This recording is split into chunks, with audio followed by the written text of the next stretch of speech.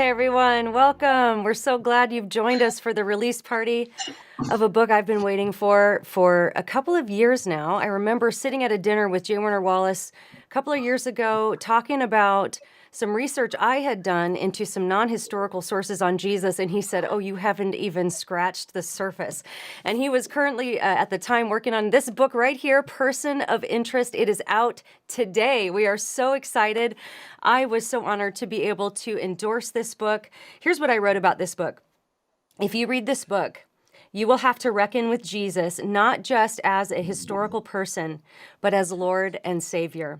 This is not your typical apologetics book. This is not your typical apologetics book. And I'm so excited that we have J. Warner Wallace with us tonight to talk about this new work that he's been working on for a couple of years, doing tons of research on. But I want to just get a little bit of housekeeping out of the way first.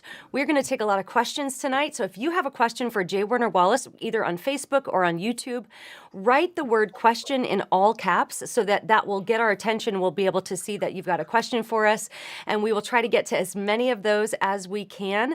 We are also going to be giving away not one, not two, not three, not four, but 5 copies of Person of Interest to those of you who are watching with us live. So this is really important. If you want to be eligible to win a copy throughout our broadcast tonight, we're going to be giving away all 5 of these copies. All you have to do is leave a comment. So we are going to randomly choose comments both from Facebook and from YouTube. So leave a comment and you will automatically be entered to win one of these books. If you win, I will give you an email address to give us your address, and we will get that sent out to you right away. And so with no further ado, we're going to bring on Mr. J. Warner Wallace. Jim, thank you so much for joining us tonight. It's been a busy day for you, hasn't it? It has, but I'm indebted to you. Isn't it great how God works? So we met in this weird way through Cross-Examine Instructors Academy, and now here you are doing this huge service of allowing us to do a party on your channel. I'm indebted to you. Thanks so much. Well, for those who are not familiar with how much I'm indebted to you, I've talked about this on the podcast before, that a few years ago in 2016, I went to the Cross-Examine instructor training, and you were the first instructor I had. And you were the most intimidating person to me. Because Why? you're this cold case homicide detective. I'm this flaky artist. I'm like, I have to give some kind of presentation, and I'm like, oh, he's going to hate this. But you were so encouraging to me, and you always have been. And so, Well, right away, it was pretty obvious right away that there's something so personal. I mean, everyone who listens to your channel, listens to your podcast knows. My wife's one of your biggest fans. So I mean, I think that we knew right away the minute I heard you speak that this was going to be something special that God was going to use. But he already had been using you and Zoe Girl. And by the way, you know that I was a youth pastor for years, and I used a bunch of Zoe Girl stuff in my, we used to do missions trips where we would take our youth group to different projects and adventures. And then after, I would always have somebody there, a student with the camera, who would be filming everything, videotaping everything. But there's no tape, videoing everything. I'm sounding like an old guy. But afterwards, I would take it and I would post it out to the students afterwards. So I would create a video and I would post-edit it, and then I would use it in church the next Sunday so that everyone could see what did the prior Sunday, and also to encourage students to join us the next time we did a project like this. So I always needed music. And so I would use a lot of your music as I should probably send you some of those videos, but just to kind of as a soundtrack for the videos we would do. So yeah, so I knew your work, and you got to been using that way for a long time. And it's just interesting though, that even though you may be gifted in one area, you don't know that it's going to translate or it's going to shift into some other area. That's what I was so impressed with you, was that I realized these are what people would probably think are almost mutually exclusive areas of ministry. Yeah. That ended up, yeah. So how great is that? So it's so great. Right? And I'm so thrilled that we've been able to kind of grow this platform to be able to promote this. I really feel like in many ways, this is kind of like your magnum opus, isn't it? This is like the ultimate I didn't think of it that way. Investigation. Yeah. So tell for anyone who's go ahead. Oh, I was just going to say, for anyone who's unfamiliar with your work, I can't imagine Yeah. there's many out there that aren't, but just give us a little snapshot of your story, because you have a very unique story, not just coming into Christianity, but coming into apologetics that would even lead you to have the certain skill set you have to be able to write a book like this. So just give us a little overview of your story. Well, I didn't see it coming, So like I was somebody who, for the most part, didn't think much about God, and it was not part of my upbringing. It was not part of my worldview here in Los Angeles County in the '60s and '70s, growing up in this area. Didn't know any Christians really. My wife, though, Susie, she definitely had a different experience in the sense that she knew something about God and Jesus from a kind of a culturally Catholic perspective. But I will tell you that in the first 18 years we were together, we never talked about this. It was never a part of our discussion. Um, I was more than willing to go with her, I thought on Christmas, do you go to a mass? Maybe sometimes. That was kind of a cultural, but it doesn't mean but I honestly thought it was just a cultural thing. And so I never saw this coming, that she would ever want to go to church. And so when she said she started wanting to go to church, take the kids to church, we had kids now we had two boys and they were young. And the question was, do we raise them with some Christian world? Well, no, I wasn't raised that way. I don't, if you want to, I'll go. I'll be part of it. I mean, I will support you in this, but I didn't see any need for it. But the pastor was clever enough to pitch Jesus in a way that was intriguing to me. He said that Jesus was the smartest man who had ever lived. And it was a big church. And we were there for probably about 2 years. And the first day he said this, and I remember it stuck with me. It intrigued me enough that I went out and bought a Pew Bible, because I thought, well, what's so smart about Jesus? And that is honestly what started me working the case for Jesus. I was at the time, I was working undercover. We were doing a bunch of things. We had some homicide suspects. We had some robbery suspects. We had a bunch of different kinds of suspects. And over the next, probably 9 months, I started to investigate the Gospels. 8 months, probably.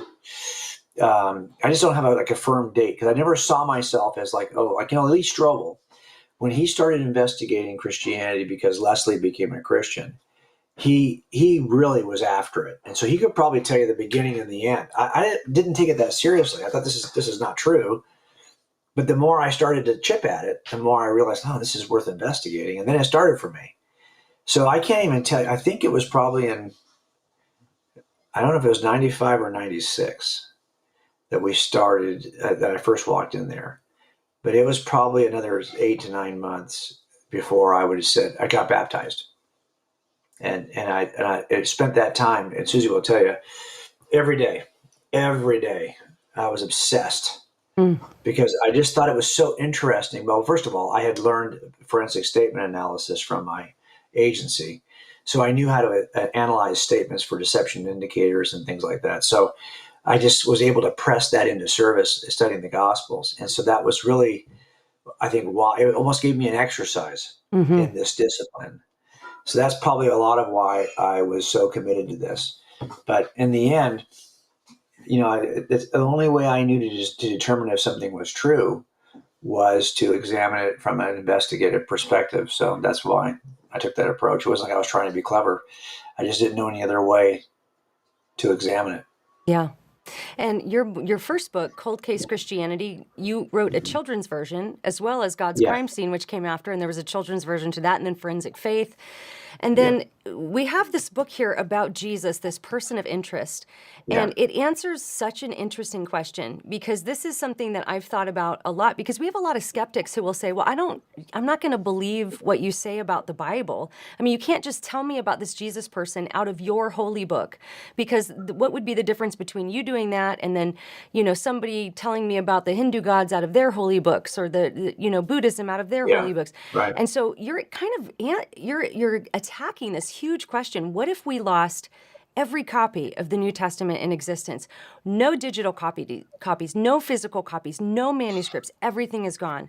Would there be any evidence of Jesus? And more importantly, would we even be able to know what the gospel is? And this is a huge question that you've taken on in this book. So tell us a little bit about this book and what inspired you to write it now. Well, and a lot of this for me was just kind of taking an approach. Okay, well, why now? Well, okay, so um, I'm always I love taking a creative approach to anything. Like you're definitely a creative, right? I mean, that's who you are, Hmm. and that emerges in your work, right? The way you approach things. Well, my background was in the arts, and so I was an artist before I was a police officer. Then I was an architect before I was a police officer, and those are the things that were really of high value to me. Was the arts, and I felt when I became a police officer, there was a real tug for me that I felt, wow, I lost that creative outlet. A lot about police work is not necessarily creative. It's about certain procedures and policies and principles that you employ over and over and over and over again, which for people like us who are creatives, is like a death sentence, right? Like I don't want to do the same thing twice the same way, right? I want a creative approach to each thing I do. So it was really hard for me when I first became a police officer. So I write books now because each one of these, and if you look at person of interest, I mean, it really is. So what is the goal of writing a book? Well, of course, I want to examine things in a way. It really chronicles my own investigation from years before. But really, what I'm trying to do with each one of these books is produce a piece of art. I think books are a piece of art. I'm actually concerned deeply with how they print it. Hmm. Like, what's the texture of the cover? Yeah. These little blood stains. The How are they blood going to be spatter has represented? texture, guys. We've got Yes, blood yeah, right, spatter right, right. texture. But also, how do the images land on a page? Look at So I that. send all of this to the publisher. Like I have an idea of how I want each page to look, and this has got 400 illustrations for basically about 200 pages and change, right? So it's not even that many pages. Some of these pages have 2 illustrations each, and so I'm thinking about in terms of like a piece of art. Yeah. So how do I make this book as a creative? Yeah, this piece of art. So that's what I'm trying to do here.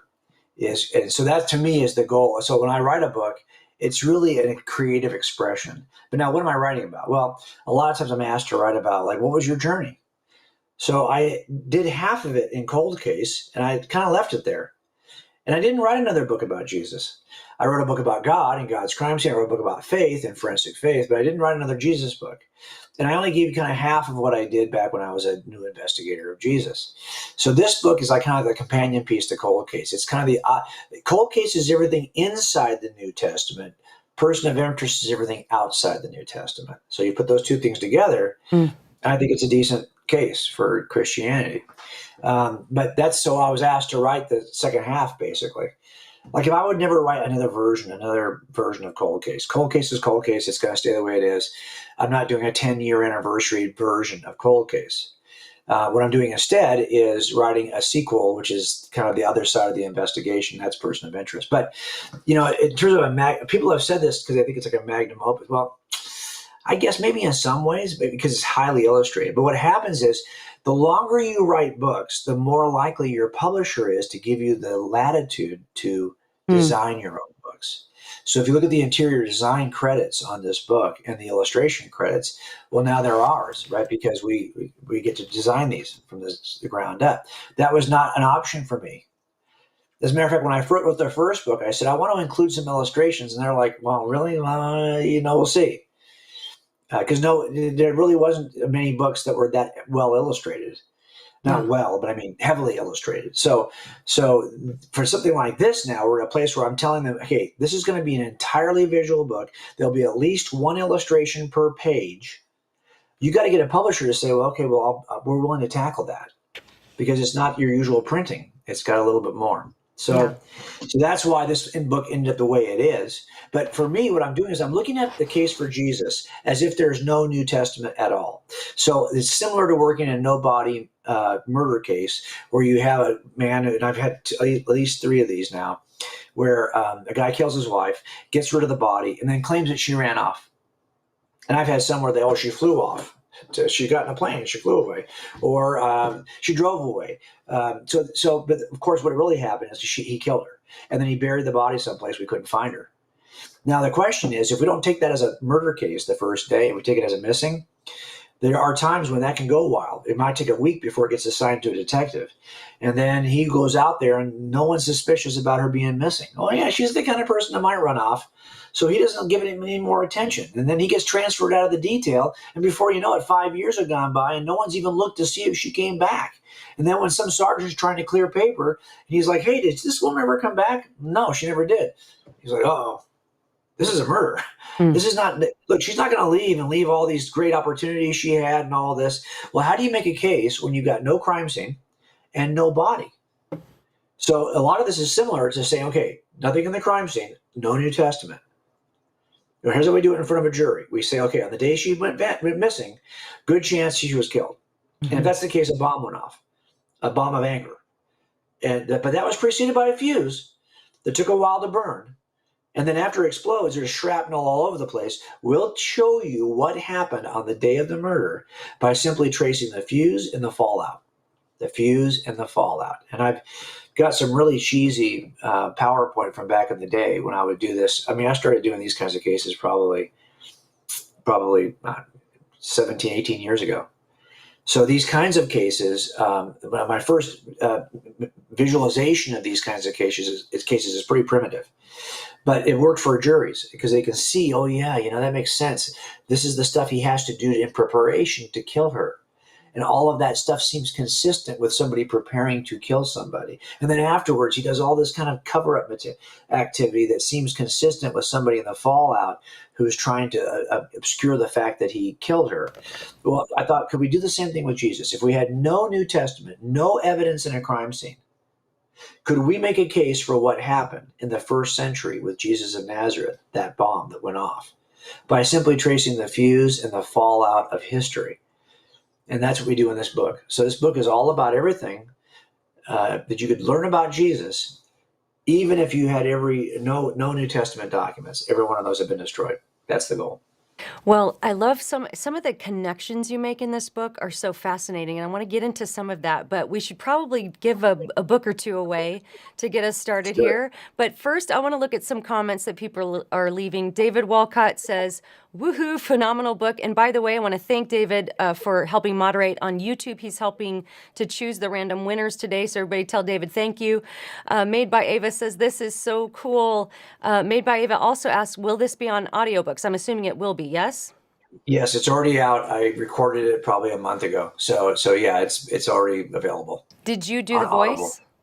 I did. Yes. Yeah. I'm so glad. I'm so glad. Yeah, I love actually, when authors read their own on my books. Twitter feed. I think I posted on my Twitter feed the first, I think chapter 1 is available from HarperCollins for free. So you can kind of listen to one chapter. Awesome. So, Man, yeah. people are loving this. How lucky can we be? I need that book. Hello from Texas. Well, you know how this is. Here's the thing about it too, and you know this. I mean, you know me, and I've said this before. I hate selling books. I hate selling books at events. I hate selling books online. The worst part about writing books is marketing books. Because I feel like as an atheist, the thing that I was always suspicious of was that these Christians are always selling something. But you know me well enough to know that, well, first of all, you know that an apologetics book for the most part don't sell. Like you're not going to get rich selling apologetics books, Right. okay? It's a very small niche. But number two, I don't have that. I mean, I have a pension. This is not my career. This is the stuff I get to play with in my retirement. And I'm so uncomfortable about having to sell books. I don't know if I ever told you this, Elisa, but the first book I wrote, I asked the publisher, I said, hey, if you could take and show me that you're spending every dime of royalties on marketing for the book, I don't need to have any royalties from the book. I'll take zero. As long as you can show me that you're using that money to get the word out about Jesus. And they said, the problem is that, and this is back in 2013, we just don't have that kind of system in place to market books. Like we don't have a marketing team we could even spend that money on. Yeah. Post Amazon, it's all changed. And so I thought, oh, geez, okay. So he said, thanks for the offer though, but we just don't have a team in place that we could use that money. So the reality of it is I always say that anyone can write a book. Getting someone to read the book, that's the trick. Yeah. So, well, I have no shame promoting your book. I'm very excited to be promoting your book, Person of Interest. Let's go ahead and give a couple of these away. So I have 2 winners already from the comments. We have the first book going out to Gary Allen Van Riper. So Gary, congratulations. Email contact@elisachilders.com with your address, and we will get this sent out right away. So Gary Allen Van Riper. You must email in, by the way, to get your copy. And the second one is going out to Kathy Baldock. So Gary and Kathy, congratulations. You've both won a copy of Person of Interest. Gary Allen Van Riper, Kathy Baldock. Email contact@elisachilders.com with your address, and we will get your copy sent out to you right away. So, Jim, I've got a question here from Christopher. The question is, what is actually known about Jesus from non-Christian sources? How do you know that he existed at all? Well, of course, the earliest non-Christian sources would be more valuable than later non-Christian sources. Now, I've got to ask the question first, though, is that the assumption in that question is that I could only trust a non-Christian source. And I think it's a faulty assumption, if I'm honest with you. Now, in the book, I've got a whole chapter on literature, so you can see the course of how it is that people have responded to the person of Jesus in the form of written literature. And I've got all of the voices in the first 300 years. The reason why I picked those 300 years is because I knew that, power corrupts. And at some point, Christianity becomes the religion of the Roman Empire. And I think that you could argue, at least a skeptic, I would have argued, that power of the empire would corrupt the story of Jesus, which might be now weaponized in some way or changed in some way to better serve the people who are in power. But that period of time for 300 years before the Edict of Milan, which and the Edict of Thessalonica, which at least allowed Christianity to exist without persecution or embraced Christianity as the religion of the empire. In that first 300 years, you go through periods of either persecution or some form of tolerance, persecution and some form of tolerance, back and forth, depending on the emperor. And if you look at that, okay, that's the time I'm most interested in. What were people saying about Jesus during that period of time when, for the most part, Christianity was often driven underground and back up again and driven underground again? I think that's probably going to give you the truest form of Christianity in the pre-Roman Empire acceptance period. So I'm looking at that period before 325 AD. And if you look at that period of time and you trace all of the voices, and I have a complete list in the literature chapter, and I think it's a pretty robust list. As a matter of fact, I sent that list to Gary Habermas, who is an expert. I think he's the foremost expert in the resurrection because he is writing his magnus opus on the work of what's been said about the resurrection historically. And I wanted to make sure he kind of said, hey, I'm hearing these voices in antiquity. And I kind of gave him my platform. I said, here's the idea I'm using. I find there's like 92 voices that are non-Christian voices in the first 300 years that are recorded on ancient manuscripts. But the question becomes, well, why would you trust something in 300 when it's that far removed from the actual event? So I get that. So we can trace the earliest non-Christian records of Jesus. But to be honest, that assumes that you don't trust the Christian record for some reason. Oh, yeah, because they're biased. They're Christians. They didn't start off as... Matthew did not start off as a Christian. He's a guy named Levi. If you're looking for the guy who was not in the group of the disciples of John the Baptist, a guy who's not part of that group, because I can understand you might say, well, that group, they kind of were expecting a Messiah, and John then points to Jesus and says, there he is, the Lamb of God, takes away the sins of the world. So they just followed John's instruction and joined the group. That's not Levi. Now, Levi's outside the group and is really not really respected by the group, but joins the group. And then after 3 years of watching that nonsense, he's writing a gospel about it. Mm-hmm. So if you're looking for that guy who's not in the group, who then ends up being a believer on the basis of what he saw, can you really call somebody biased who simply ends up believing in something on the basis of what he saw? I actually think if you were in tight enough to write a record of what it is Jesus did, well, now you're a Christian. So now you're going to say you're disqualified. Is that fair? It's only fair if you start off believing Jesus is the Messiah. But if you didn't start off believing that, but you ended up believing that on the basis of observation, it seems fair to me to include that record. But aside from that, I've got a complete list of all the ancient voices that are documented in one way or another: Jewish, Greek, Persian, Roman, Egyptian. You'll see them all in a complete list. Now, what we did here, because the book, I think our PDF file for this book is well over 250 pages. So I pushed it off as a PDF file. So the case notes, because it would be twice the size of the book, would just be case notes. So I've pushed that off to a PDF file. So when you buy the book, you'll see there's a link to the PDF file. You can print it or save it. Because I think all of this data related to, well, who am I quoting? Where am I getting that information from? It's all in the case notes. But there's a ton. Yeah. There are more non-Christian voices in the first 300 years describing the life of Jesus than there are existing Christian voices of the church fathers. There are more non-Christian voices than there are Christian voices. It's fascinating. That's really fascinating. I have a very interesting question here from Zahir. And this is something I've kind of thought through myself and tried to land on. But the question is experience a form of evidence? Because, of course, when you're observing things, that's part of your experience is the observation. How does that all work together for you? When you ask that question, what is experience a form of evidence? Yes, clearly it is. So even if you said, I had an experience of God, is that evidence? Yes, but all experiential evidence must be tested. Observations are only by a loose definition of experience. So for me to say I observed in a group setting, 4 people observed something as eyewitnesses.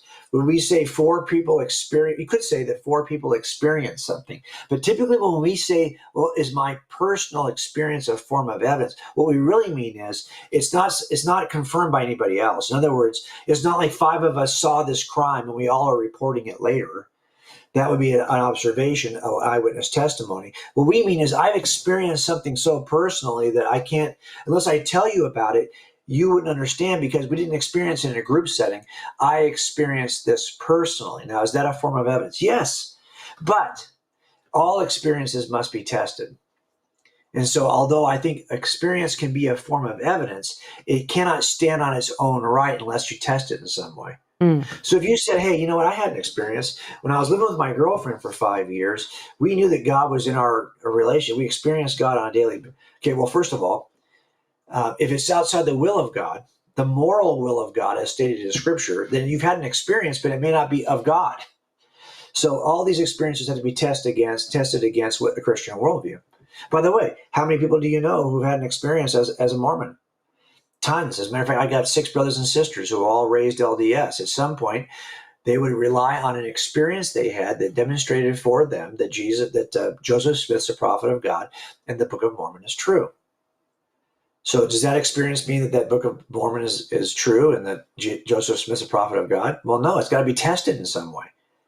And this is why it's so important for us to be able to say, well, is there any exterior? This is why people will say, well, are there any non-Christian sources that confirm this? Right? But in the end, the problem you're going to have is that you're looking for somebody who was in that group of 12 who could have, well, if you're in that group of 12, you watch that stuff for 3 years, there's a good chance you're writing that from the perspective of somebody who believes it's true because you saw it with your own eyes. And you would automatically disqualify that group, right? Because you got to be a non-Christian.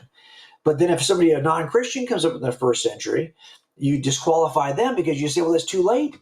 Well, the people who are timely, you've disqualified, and the people who are non-timely, you've disqualified. It's kind of hard to get behind that then, right? How do you work around those restrictions? Well, this book answered a huge question that I've had, and I've tried to think through. And so I think it through like this. Jesus was born, 4 BC, something like that, somewhere around there. But human history goes back thousands of years before that. So when we think about how many people were born and lived and died during that span of years, it can almost seem like if God wanted to save the world and send a savior, why wouldn't he have done it sooner? Why let all of those people be born, live, and die in that period of time? So the question would be, why wouldn't Jesus have come earlier when all the people who lived before him could have heard the gospel? Why did he come exactly when he did? Right. Well, for a lot of this, then comes the question, okay, so how are people saved prior to Jesus? And that's a different kind of question. And I think there's a number of different ways that theologians have resolved that question, right? Like, what do we do before there's a savior? What do we do with people if we think that our beliefs are that putting your trust in that savior is what saves you? Well, then what do you do with people who are born before the savior? And so, of course, there's a certain criteria you would have for people who are born before the Savior arrives. The same way there are certain criteria you would have for people who might die before they are cognitively aware that there is a Savior, right? So we would have there's certain kind of categories here. That doesn't provide a stumbling block for me, but one thing it does provide, a question I wanted to answer is, why does Jesus come when he comes? And I think that's why the fuse is so important. As you study that history that leads up to Jesus, you will see that there is an optimal range in which Jesus can come and have the most incredible impact on the world, which he did. And it might just be that God has orchestrated history in such a way so that when he does step into history, it creates the biggest impact, given what he knows about fallen humans. And we are fallen enough to want to resist the truth about God. So I think that's part of it. So that's why I trace 3 different kinds of strands of this fuse: a spiritual strand, a prophetic strand, and a cultural strand. And so I'm looking at things that are both within the Judeo-Christian tradition and things that are outside of the Judeo-Christian tradition.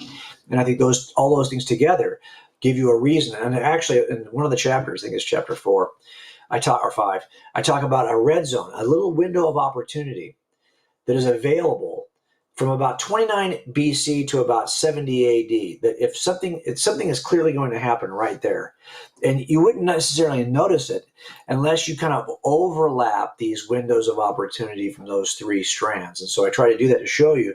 And by the way, that was not something that I had factored in. I don't know if anyone's ever done that red zone like that. Maybe.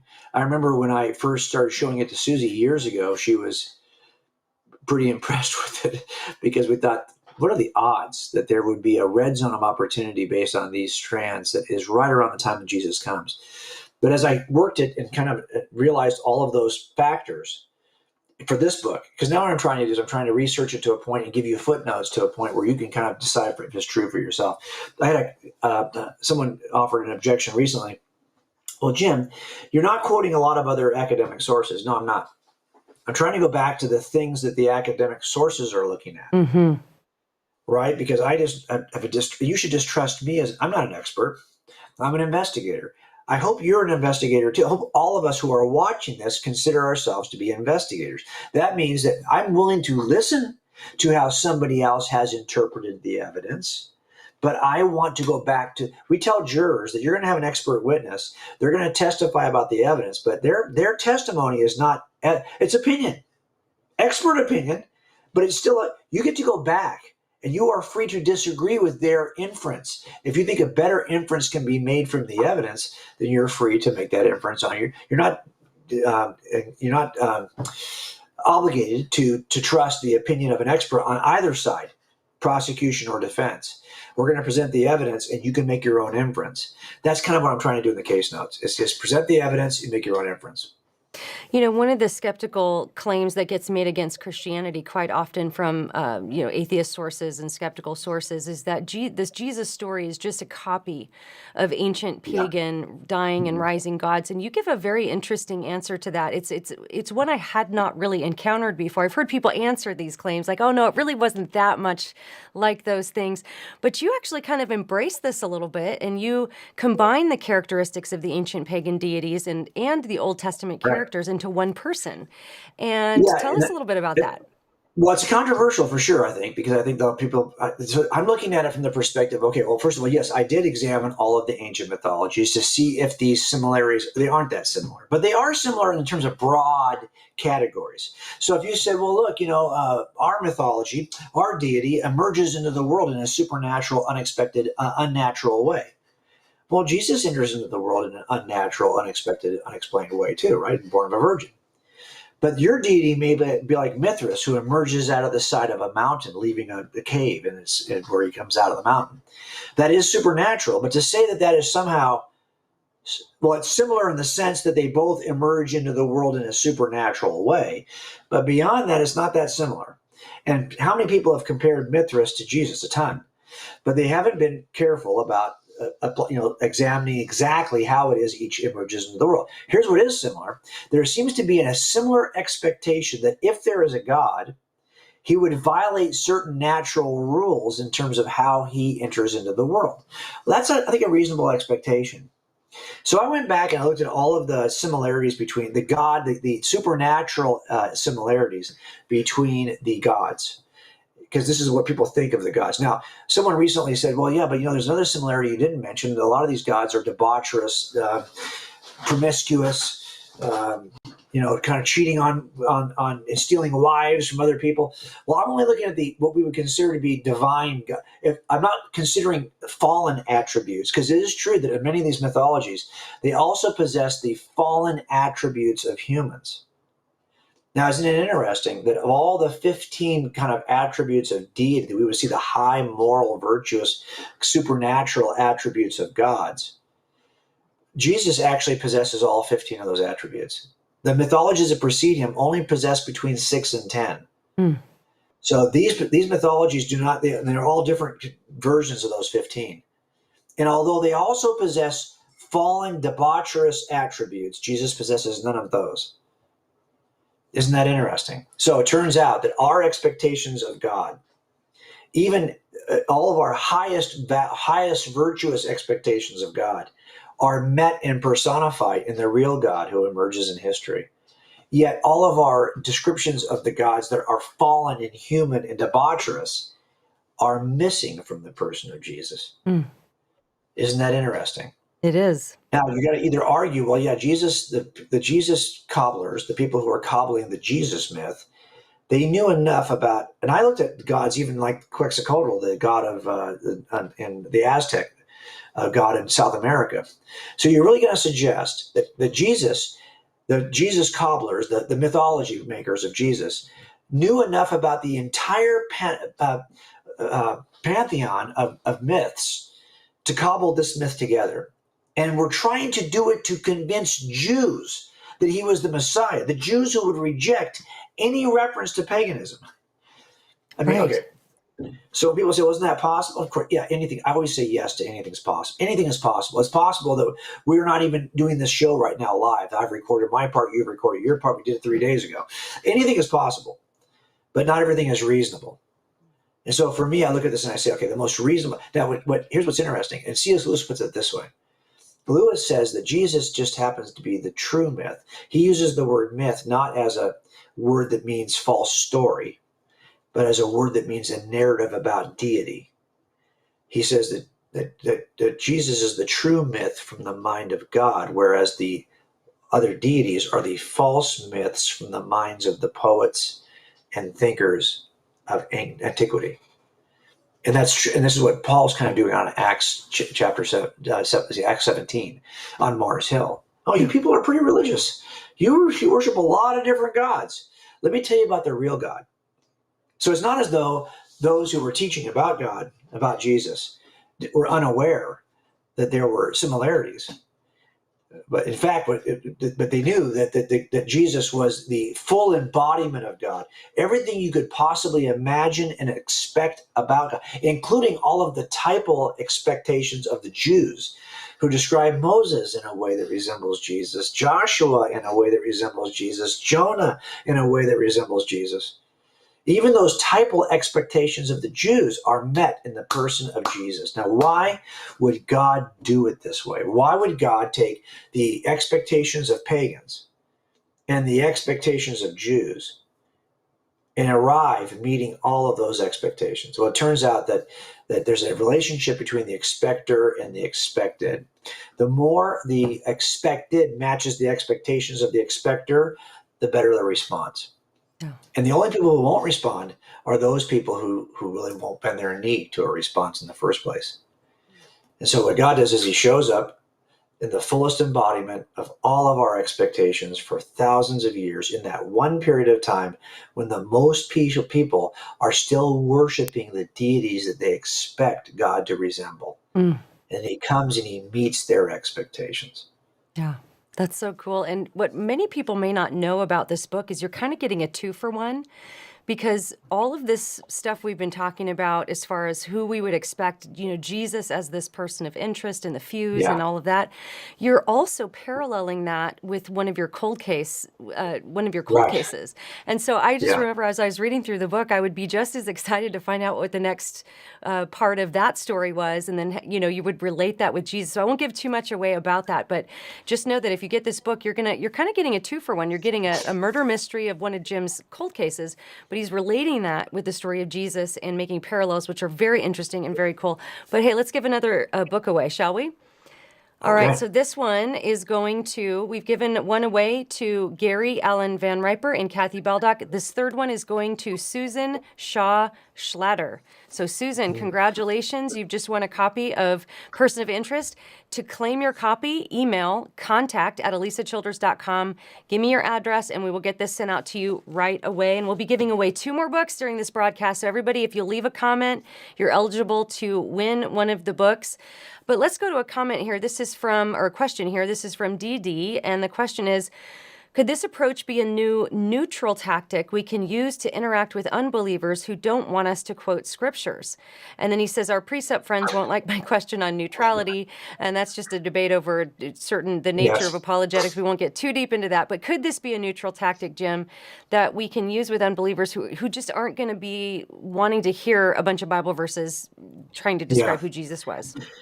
Well, I've heard people who talked about the book already. They've said, "Hey, this how persuasive is it when you don't? I mean, how evidential is this approach?" I look at it this way: everything is evidence, and everything can be used evidentially. What you find in a crime scene can certainly be used as evidence. What's missing from the crime scene is also evidential. What somebody says is evidence. What they could have said but failed to say is evidence. What people did is evidence. What they could have done but failed to do is evidence. So everything counts as evidence. And so this approach we're taking here, I think, is part of a larger cumulative case. So I never think any one book is going to give me the silver bullet. Is this going to give you an approach you can take with people who won't give you time to, maybe they don't want to hear about the reliability of Scripture. They don't trust the Scripture. The basic gist of this book is this. There's no reason to believe that someone like Jesus of Nazareth, not even the only person who claimed to be the Jewish Messiah, there's a bunch more who claim to be the Jewish Messiah in history. I don't know if you knew that or not, but there's a bunch. And I mentioned them in the last chapter of the book.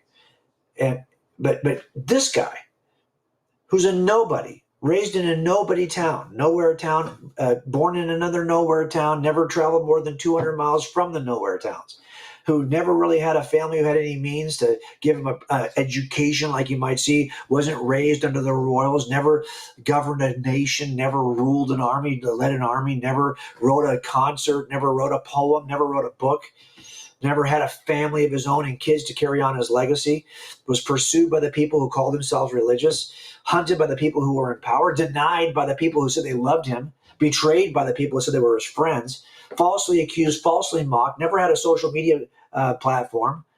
This is a guy who was then falsely accused and brutally beaten, and then executed unfairly on a cross, and then had to borrow a grave for it to be buried.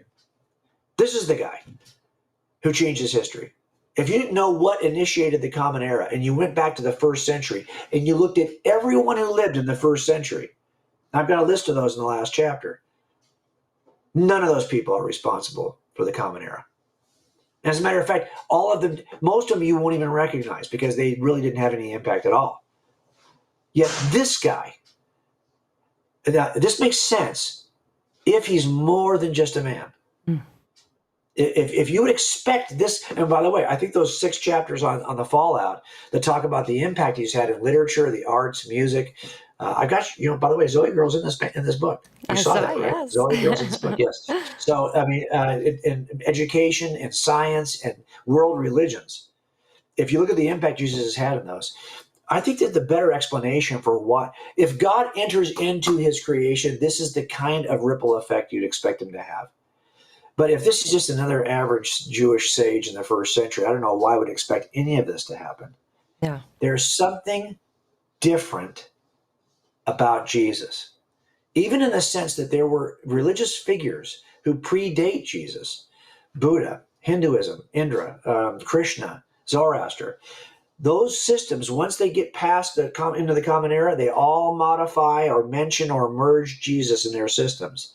Everything that follows Jesus, Baha'i, Islam, different forms of Islam, Ahmadiyya Islam, all these different forms, they all will include Jesus as part of their story.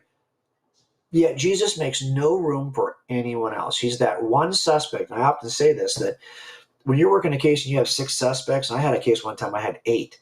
8 guys who at first could all have been the killer. And it was looking bad. But in the end, as you work these guys, one ends up standing out as an anomaly. He has a unique relationship to the victim, unlike the other 7. He has a unique opportunity in his schedule that makes him available to do the murder, unlike the 7. So in the end, the 7 have a bunch of bland kind of features that are in common. The one stands out as the anomaly. That's probably your guy. Something happens similar here to Jesus, is that he is the one outlier who makes no room for anybody else. They make room for him. He makes no room for them. And of all these works-based systems that argue you have to do something, be something, approve something, live something in order to be something, that's not Jesus's view. He's the one outlier. So he's the one system that says you can know now that the highest offer that God has for you is available to you. If that's heaven, if it's nirvana, if it's whatever it may be, you can know now that you are saved in that way. And he's the one source that can do that. So he's the outlier of all of these other systems. And that should tell you something about, there's something different about Jesus. Yeah. It's so fascinating. And you mentioned your study into some of Jesus' influence in the arts and music and some of these things. And so I've got a question here from the Christian Manifesto. And the question is, in the book, you talk a lot about how Christians influenced art, education, literature, and so forth. What did you learn from that study as to how we can best leverage those ideas now? Well, what I've learned is that we have voluntarily surrendered our position. That's what we have. Seriously. I'm angry about it. If you study the history of science, you'll see that Muslims had a huge impact on the sciences until about the 12th century. And there's some question about why it is they kind of dropped off the map. Most of it has to do with the theological understanding related to the Quran. If everything that's revealed about nature is revealed in the Quran, then anything you might discover by your scientific explorations that would contradict the Quran would be useless information, because the Quran's information would trump it. So what's the point in doing all that? Now, there's a book called The Closing of the Muslim Mind that kind of explores some of these theological notions. But what I discovered in examining the history of science is you see this huge input, all kinds of input from Muslims. And then all of a sudden it just drops out. Now it's all Christian.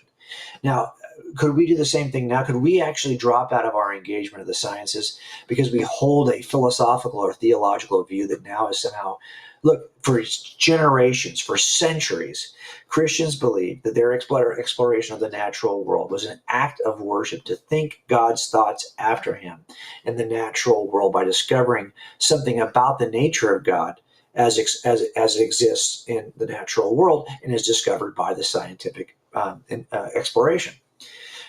We could very easily voluntarily step away from that. But we would be stepping away from our historic leadership in an area that we should not step away from.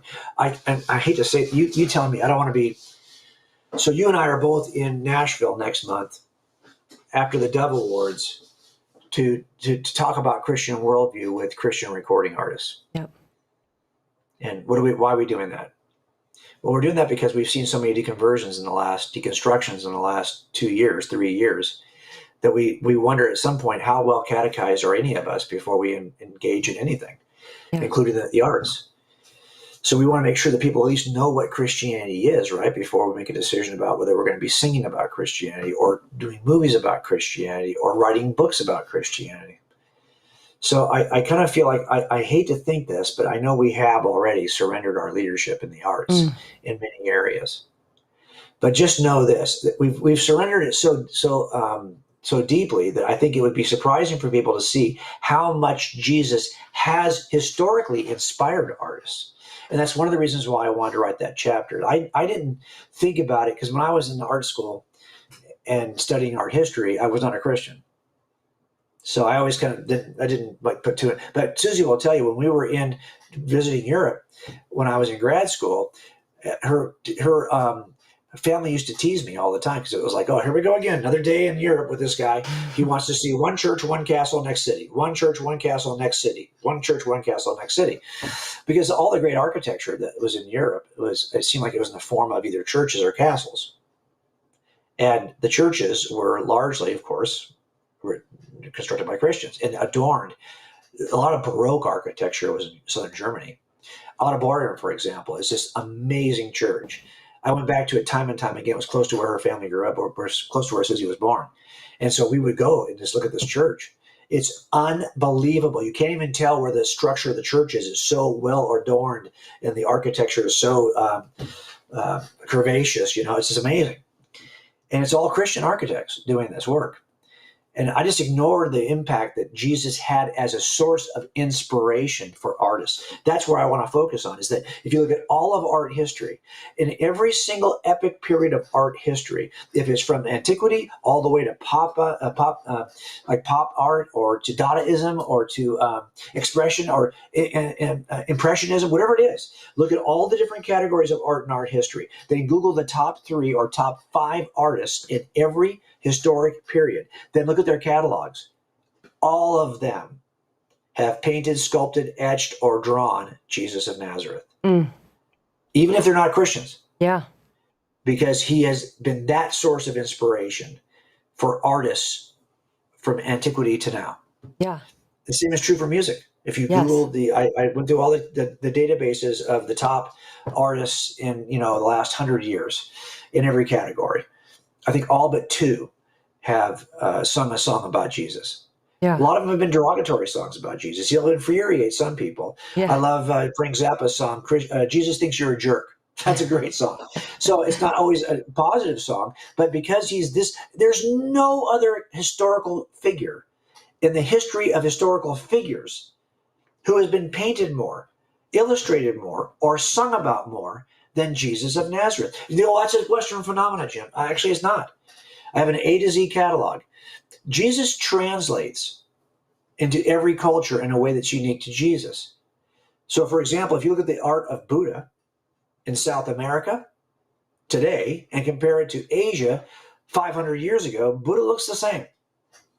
But if you look at Jesus in Asia compared to South America, compared to South Africa, compared to Europe, you will see an ethnically different Jesus, a culturally different Jesus in context, and an artistically different Jesus in style.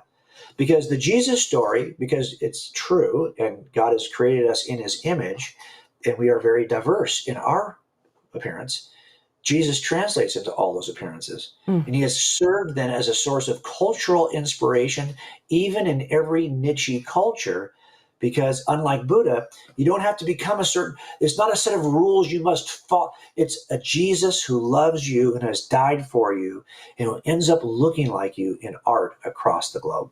So cool. Now I'll play the skeptic here for a second and just to kind of ask a question that came to my mind. Then we have a guest waiting to come on and say hi. Good. But I'll just play the skeptic here and say, well, you almost could say the same thing about Santa Claus, right? Because you have so many legends about Santa Claus. You have stories. You have different cultural expressions of Santa Claus. So how is this different than, say, the Santa Claus legend or the story? I've heard the same thing about the Star Wars characters. These have had huge impact. Okay, I'll tell you what, if 1,000 years from now, we've divided our calendar and Santa Claus has inspired the creation of every educational institution that matters, and all of art, and has changed art, and all of science, really? Okay. If there's not a difference between Jesus and Santa Claus in terms of impact on culture, you're not paying attention to culture. Right. The reality of it is that Jesus is not just a character that reoccurs. He is an igniter that is a catalyst for all the important aspects of culture, even that atheists. So as an atheist, here's what was important to me before I became a police officer, because I was raised in the arts, right? So for me, it would have been literature, music, art, education, science. Forget about world religions. I don't care about religion. I just care about those 5 things. Well, those 5 things are not ever you could never say that those 5 things stand on the shoulders of Luke Skywalker or stand on the shoulders of Kris Kringle They stand on the shoulders of Jesus and his followers. There is no comparison. Yeah. Without Jesus and his followers, those 5 areas of culture are entirely different. And to say that you don't, the sad thing about it is that people know so little of the impact of Jesus in culture that they could actually make a comparison to Santa Claus as if it was a valid comparison. But it's only because they haven't really thought about the impact that Jesus and his followers have had on the most important things that matter to atheists. Very good. And again, guys, get the book because there's so much more in here. I'm talking with J. Warner Wallace about his new release that's out today. You can order where, Jim? On Amazon, everywhere, right? Barnes & Noble, Amazon? Yeah, today is the day it actually goes live, and we've got a special. We had a pre-order offer. Doesn't everybody do that? But we have one also. And Zondervan extended it to October 1st. You can get that at personofinterestbook.com. And that offer is basically a free ebook, a bunch of Bible inserts, a free video, and some discount stuff. So that's what we're trying to. So say the website again. Another 10 days. Okay, 10 days. So say the website again. Yeah. So that's at personofinterestbook.com. Personofinterestbook.com. Go there to get your extra goodies for 10 more days. All right. So when we were planning this kind of launch party, I said, if you wanted to have a couple of guests on, who would you want to choose? And you kind of leaned toward asking a couple people who had some influence on this book in one way or another. And so the first that we're going to bring on is actually both of these guests have been guests on my podcast before. And this one coming on is a recent guest, and this is Dr. Richard Howe. Yes, there's the man, the myth, the legend. Yes, he actually was just on the podcast everyone. He was just on the podcast to answer skeptical questions, and he was such a good sport. People just threw the hardest questions at him, and he was like, "Bring it on, I got it." So, Jim, tell us. First of all, what influence I had to be or impact? hospitalized after that. Yeah, did you? I bet you did.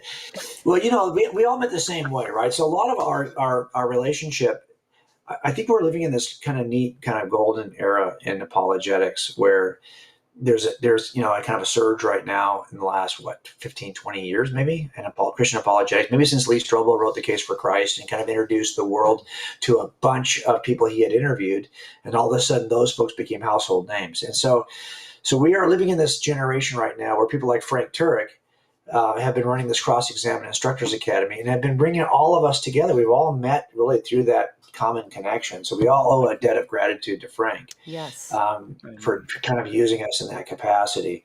But when I first met Richard, it was pretty clear to me that Richard was like the smartest person I was ever going to meet. And I always would talk over certain issues. I didn't know him in time for Cold Case, but I did before I did God's Crime Scene. And so there were several chapters of each book that I would run by Richard first, just to make sure I wasn't writing any checks I couldn't cash, right? And a lot of that is because, as a detective, you're constantly engaging expert witnesses. I'm seeing this in the DNA. Am I right? Like, where's the potential pitfall when I get to court? Have I underestimated the value of this marker? So I'm always talking to experts. And so Richard kind of becomes that expert for me, right? Where I want to make sure and so for this book, and I asked Lisa to have you on, Richard, because I don't know how else to thank people who have been so instrumental to a book. And Richard's been instrumental to 2 of my books now. And he gets credit in the very beginning, but that's not much. Who reads your opening credits, really? So I just wanted to make sure I had him on here so I could say thanks to him publicly. But that whole part of the science chapter where we talk about Galileo, I knew that I didn't want to get rabbit trailed into the discussion of Galileo when I'm trying to make a case for the overall impact of Jesus and his followers on the sciences. But I knew that was going to be an obstacle for a lot of people. You can't ignore it, because if you do, then someone's going to say, well, that chapter's disqualified because he didn't even discuss Galileo. But it turns out that Richard had done a bunch of, the runway was long, and Richard had already kind of taken off on that runway a couple of times. So he was able to help me kind of rethink even my own skepticism about Galileo. So really, that part of the chapter, I think that's chapter 9, on the sciences, that entire section about Galileo really is just I'm just channeling Richard Howe.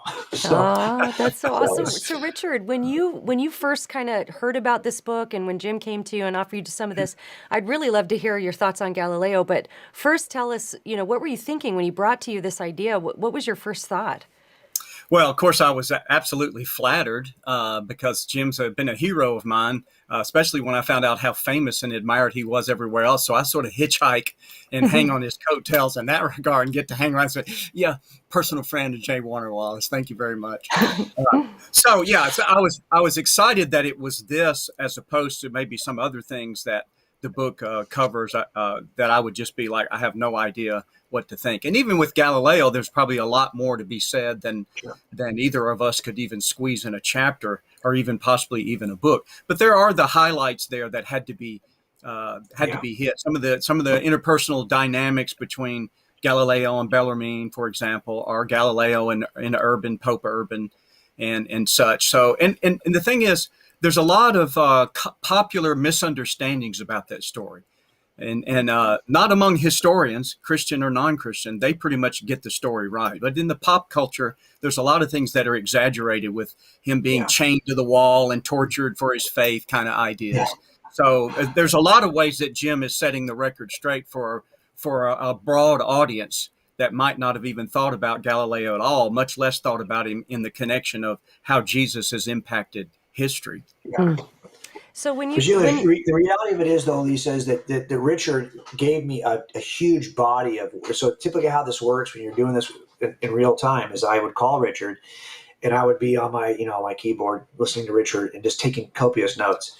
And I'm always thinking in terms of like, hey, I know that I don't want the chapter to be like it's kind of a weight issue, like I'm trying to get to my point. But I know I need to go through this portal before I get to that point. But if I'm not careful, the portal becomes the point.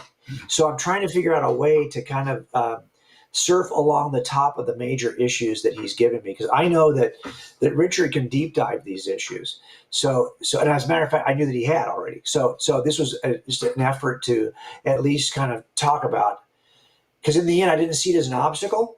But I needed to kind of figure out a way to articulate that well. And as a matter of fact, even after I did that and took all those copious notes and I wrote the chapter, I sent it to Richard and he still found like 3 things to correct.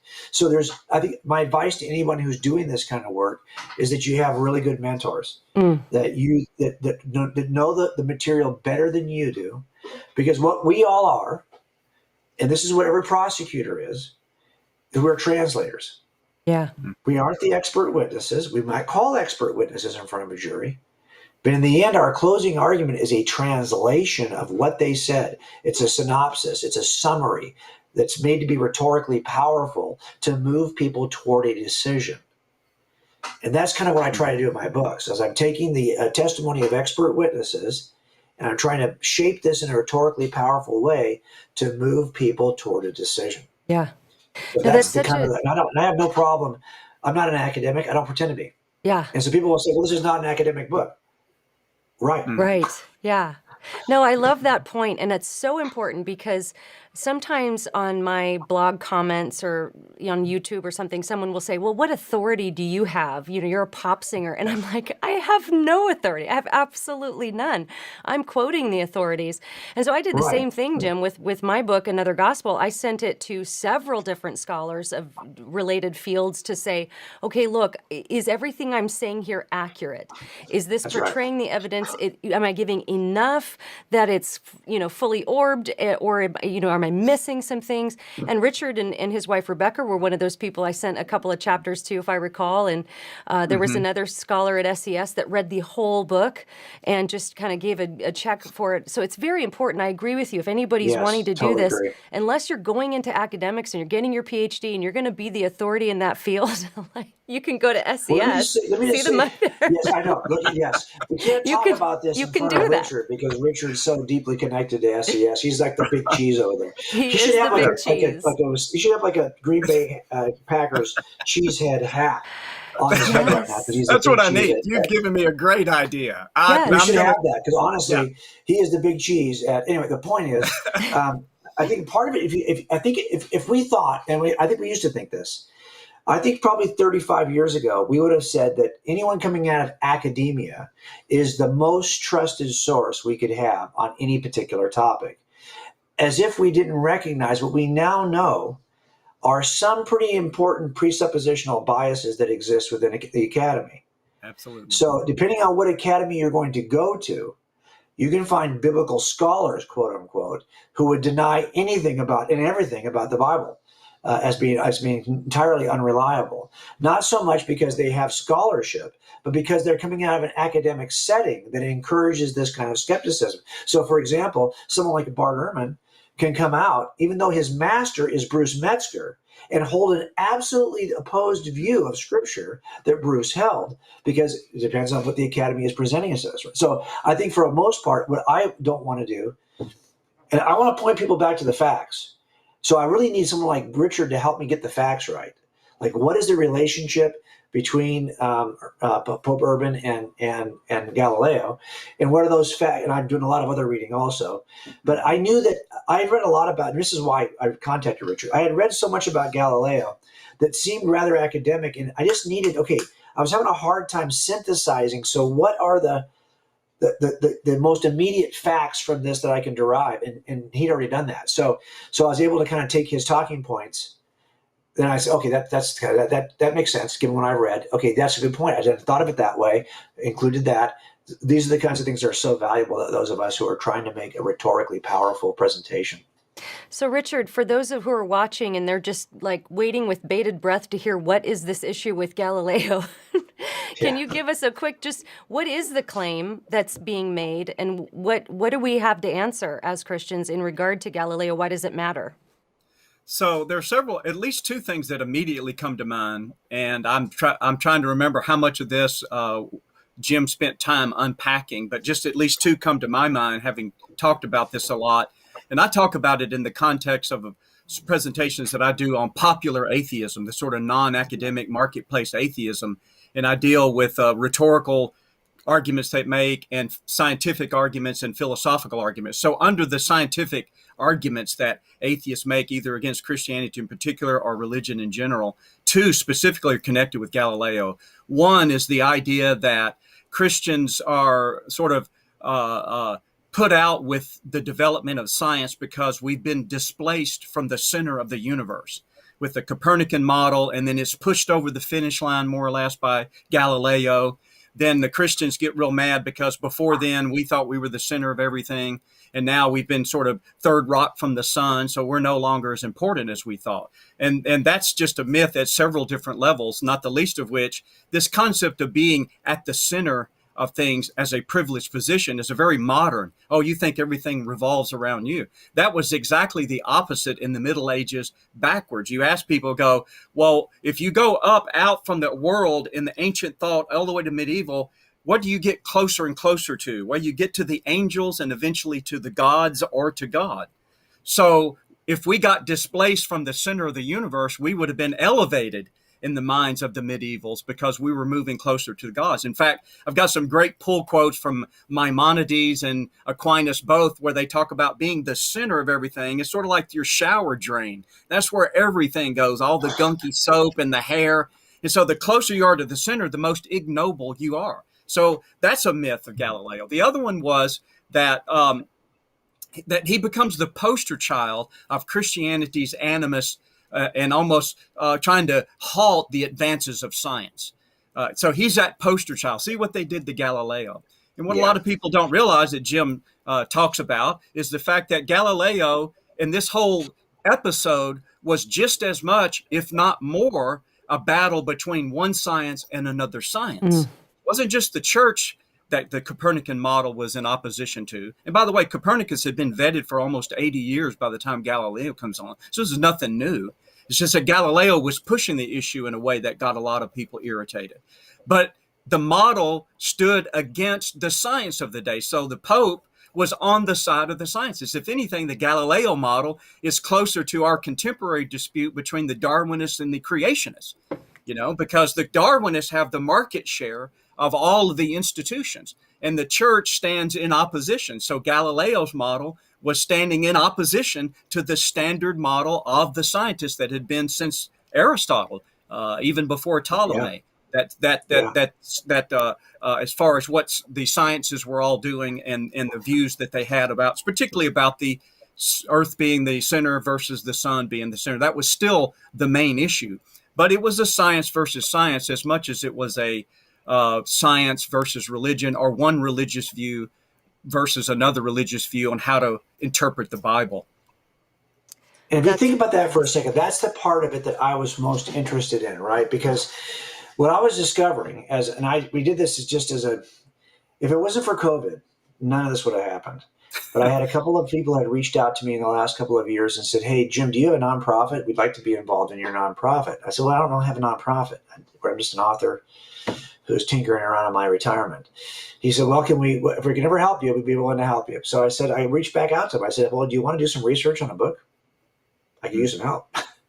So we started researching the history of scientists. And I just said, "Hey, let's just do this in a way that's very, I have some academic books back here, but rather than use those and rely on those, because I don't think anyone's really done the work I want to do, can we just do a simple Google search?" Here's why I wanted to use Google. Number one, we'll support that stuff later. We'll back it up. But what I want to find right now is if somebody was being, if I make this claim, I want it to be publicly accessible and verifiable. And considering that, like most of the sources on YouTube, I'll be honest with you, they are not friendly Christian sources. So they've usually scrubbed the Christian identity off of any scientist who made any significant impact. And so I figured, hey, we're going to get the tip of the iceberg. We could mention probably a lot more because there's a bunch of scientists out there whose Christian identity has been removed online. So I said, just do me a favor. Just go out and start searching century by century for every scientist. Well, that list would end up being ridiculous. And then we went through those scientists and we said, how many of them are Christians, Christ followers? And we started to chart that. And I wanted to see how many people were involved in the Christian. So if you look at the history of science, the very people who would say perhaps that, the Catholic Church, for example, was anti-science, clearly you could tell that from the story of Galileo, are apparently unaware of how many science fathers came out of Catholicism. Because a ton of the science, so look at all those disciplines, especially during the scientific revolution, in which most modern scientific disciplines were founded. Well, who founded those? Christ followers in the 16th and 17th century. A lot of them were Protestant Reformation, a lot of them were Catholic. But they were Christ followers, and they dominated the sciences.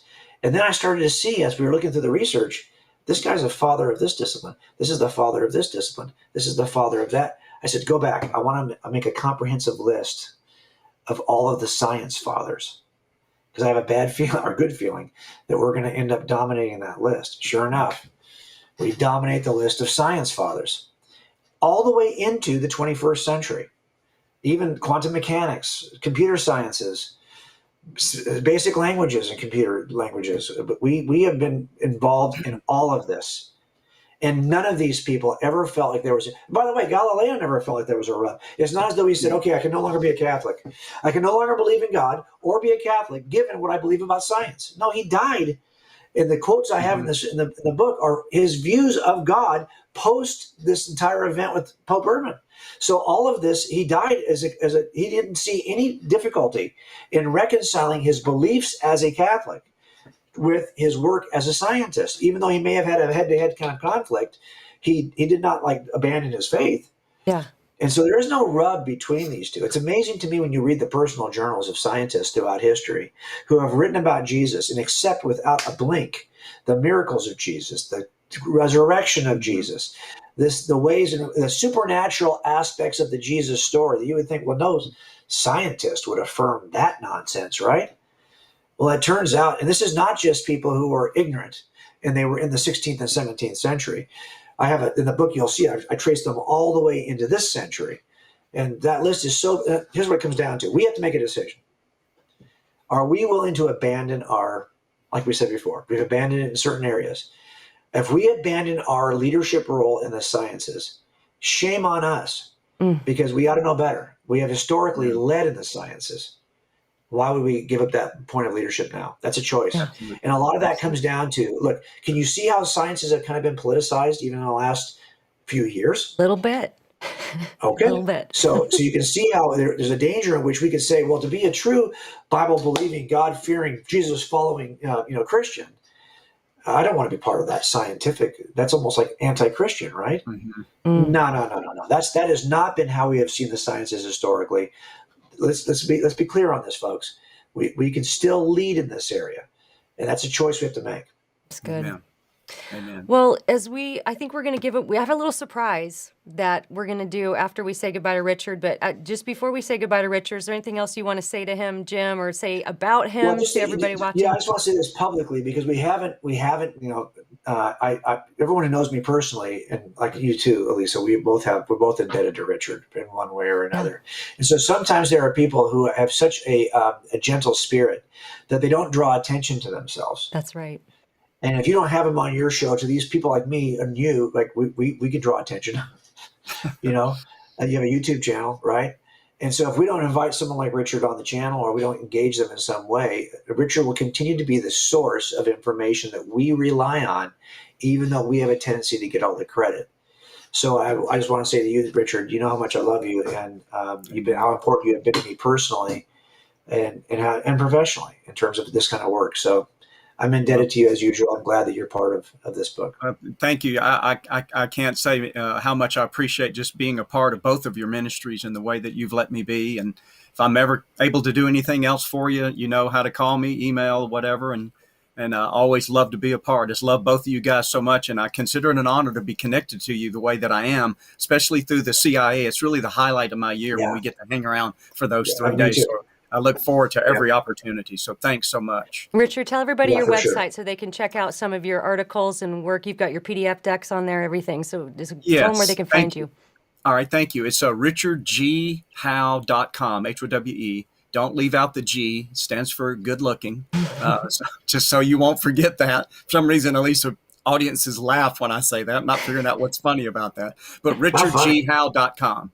And you just follow the links. And pretty much every presentation I do for all the classes and my public speaking, I've converted into a PDF file. So you can get all those slides that are in the PowerPoint presentation, and then contact me if some slide doesn't make sense because you didn't hear the accompanying lecture for it. Awesome. Yeah, that. By the way, that's a huge resource. You should have bought the URL smartestguyalive.com. Why didn't you buy that? That would have been perfect for you. How about funniest guy? I'll go for that, maybe. Yeah. Yes. Okay. Good. Thanks, all right. Richard. Thanks, Richard. Thank you so much for joining us. All right. God bless. Bye-bye. All right. So I promised a surprise, and the surprise is, Jim, I haven't even told you this, but Zondervan, I don't know if it was an accident, but they sent me one shipment of the 5 books we were going to give away, but then they sent me a few more of the advanced reader copies. Oh, so excellent. We're going to do a Blitz giveaway of, we're going to give, I think, 1, 2, 3, 4, we're going to give 5 more away. So we're going to do 2 right now. So the next 2 winners of the books are Danielle McDonald. Congratulations, Danielle. And Carlene Blythe Mann. So you both have won a copy, Danielle McDonald and Carlene Blythe Mann. So to claim your prize, email contact@elisachilders.com with your address, and we will get it sent out right away. And then we're gonna bring on another special guest, and then after that, we're gonna give away 3 more. 3 more books. So I have just a huge stack here that we're giving away of this important resource, this awesome resource. These are so bad you can't even give them away, for crying out loud. That's not good. So quick question before we bring our next guest on. This is made by Ava. What would you say is the best way to explain in a short and factual way to a non-believer that Jesus still is and isn't just a historical figure?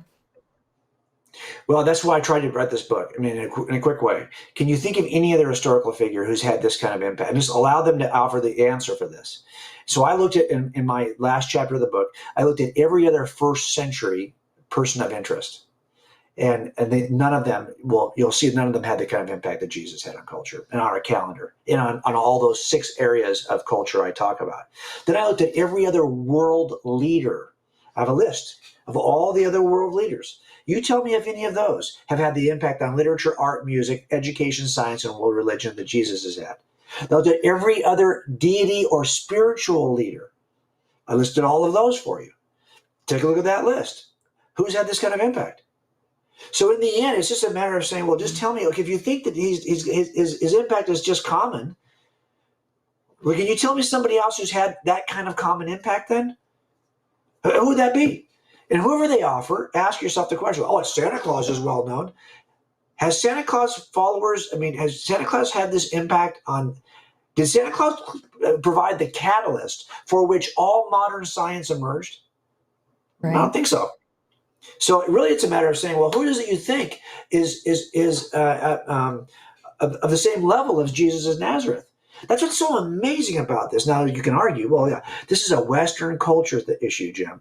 Really? Well, it turns out that the science that we now benefit, that was created and innovated and founded by Christians, by Jesus followers, is the same scientific foundation that the entire world stands on scientifically. So it's hard to argue this is purely a Westernish. What you can say is that, yes, it turns out that Christendom in Europe is the location and the worldview from which the sciences explode. But that still poses a problem, because it turns out that that group in Europe is vastly outnumbered by people groups in Asia, vastly outnumbered by larger people groups all around the globe, at least in that continent, right? And so the question is, why didn't the sciences emerge over there, east of Europe? Why did they emerge? It turns out that the sciences emerge in one place at one time, that is in European Christendom. Now, the region doesn't really matter. What matters is the worldview that it serves as the catalyst for this kind of thinking. Had that worldview emerged in China, that's where it would have happened. But it happened here in Europe, because that's where the Roman Empire left its footprint. Yeah. And Jesus was emerged in the Roman Empire. So in the end, it is something unusual about the worldview of Jesus. And I would just say, hey, so just tell me, can you think of anybody else in the history of else's who had this kind of impact? Who would it be? And then help them to see that really, just because someone's well known. Snoop Dogg is well known, but Snoop Dogg has had no impact on culture the way that Jesus of Nazareth did. Yeah. Feeling pretty dumb for bringing up the Santa Claus claim. Well, I'm just saying, people have said this. No, but it's true. Luke Skywalker, a fictional character that's had huge culture. Well, really? Well, if in 1,000 years he's responsible for all the stuff that Jesus is responsible, you're right. Yeah. I'm not going to hold my breath. So good. So good. Okay, we're going to bring on our next guest. Now, this is somebody, I just want to say to everybody watching, this is somebody that I really respect and admire. This person's mind, theological mind, knowledge of the Bible, critical thinking skills, ability to communicate is just unparalleled. And she has been on my podcast before, and I'm so excited that she gets to come on and talk with us about the weapon of stand to reason. This is Amy Hall. Jim, why did you want Amy to come on tonight? Because of all the people who I would ever have help me on a book, this is the one. If I could only get one person to help me, it'd be Amy. As a matter of fact, I remember, Amy, when I asked you to help me, Sean McDowell, he was writing, I think, Chasing Love is his new book, and he was trying to get you to help him. But you had just like the day before or something had decided, had agreed to help me with this book. And so you were tied up. He was so upset because he knows the same thing that I know, which is that Amy Hall is the mind behind the magic, right? I mean, there's nobody who, I don't think any of us who have sent a book to readers, Amy doesn't just read the book. Amy reads the book. And then she comes back and she says, well, here's the 5 areas that I don't think work. And I have learned not to argue with Amy about that. If she says, hey, you should change this line to this, you know how you get that little thing in the Word document where you just hit accept and it just changes the thing? Yeah, just accept I just go through it and say accept all. I start off by saying accept all. Yeah. And then I go through it and I just tell her, okay, so what if then she has comments, well, I have to actually do something, okay? But if I don't have to do anything, I mean, honestly, there are times when she just says, maybe you should say it this way. And I'm like, oh, dang it. Like, why didn't I think of that? That's so good. Yeah. So I don't have a problem telling you. This is why I tried to make the point of this in the introduction of the book, just how essential she was to the process. And Susie and I would sit here. This is my office. This is where I pretty much do everything. And so this is where I write my books. And so I was sitting here, and Susie would sit here, and Amy and I would go back and forth on some of these things. And Susie would be sitting right here next to me. And we were just astonished how many times we're like, we just didn't see that better way of articulating it. Or, well, here's the connectivity problem in terms of logical thinking on this. Or the way you've expressed it could be interpreted this way as well as that way. Here's a clearer way to express it without any confusion. There's just no clearer thinker. And I'm talking about, look, Elisa, we know when we go to CIA, we end up hanging out with some of the smartest apologists that are out there. And I do send sometimes my books to some of those people. But I don't do a book unless I can send it to Amy. And I would have told the publisher I need 2 more weeks or a month if Amy had not been available, because I would have had to wait for her. Yeah. Because I'm not going to submit a book without her reading it first. That is very wise. Well, Amy, gosh, that's high praise. And I have to second that because, as you know, I think you're one of the smartest people that I've ever met or encountered. But so when Jim brought this idea to you, or maybe gave you some first drafts to look at, what were you thinking? Because you've encountered, first of all, you should probably tell us a little about yourself, because you work with Stand to Reason. Tell us what you do there. And then tell us a little bit about what your impression was when Jim brought this information to you. Well, I work for, I Stand to Reason, as you said. I mostly do writing for the website. I also do a podcast with Greg called #STRask, and I answer questions people send in. So I interact with people, basically answering their questions. That's what I do. I also do a lot of editing. I help Greg with his books, like he mentioned, Sean. I love doing that. I love it. But I have to say, the amount of work you put in on this book, Jim, just blows me away. And I want to say that I thought, well, I haven't read this book in a long time, because this was like almost a year ago now. Yeah. So I thought, I'll just look through it this weekend and just kind of remind myself. I read the entire thing over the weekend. And what I told you, Jim, at the time is that this is the kind of thing that apologetics needs right now. This is exactly the kind of thing, because I've been praying for more of a sense of awe and worship for Jesus in apologetics, because you can go to an apologetics conference and not hear a word of praise the entire time. It's like we forget why we're there. We are there to introduce people to a person. We are there to show people who he is so that they'll love him, they'll follow him. Yeah. And I've been thinking, gosh, we've really been missing some of that in the apologetics world. And I've literally been praying about that for years. And I think I told you this, Jim. I was like, this is exactly what we need. Because in this book, you see the weight of who Jesus is and what he's done. And so many times you hear atheists calling him the magic carpenter, or making some sort of flippant remark about who he is and treating him like he's the Easter bunny. And every time I think, you have no idea what you're talking about. You don't understand the weight of Christianity, what it's done, what it says, how it's affected people. And in this book, you bring all of that to the forefront. And I love it. I love it. So I definitely recommend it to everybody. Well, when you say that, to the way you say it, it makes me almost feel like, are we so I'm 60 now, and there's times when I don't want to do a presentation anymore that I don't get to preach the gospel. But there's times when you're a case maker, you're constantly making a case. I'm not an evangelist. But why am I not an why am I separating these two ideas in my mind? I've had a chance to work in the last couple of years with Billy Graham Evangelistic Association. And so Will Graham, this is Billy Graham's grandson. And he's an evangelist. And I realized that at some point, if we're not doing this for the purpose of bringing people to Christ, then what are we doing? So there's a sense in which I feel like almost bad that I haven't, am I just now in book number 8 figuring this out? The same time, go ahead. You laid a lot of groundwork coming up to now.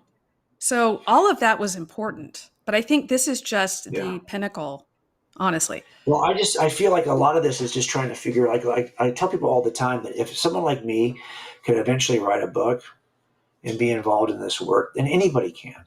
And so we have to move from being content consumers as Christians to content creators, because so many have not even exercised the gifts that God has given us to do this kind of work.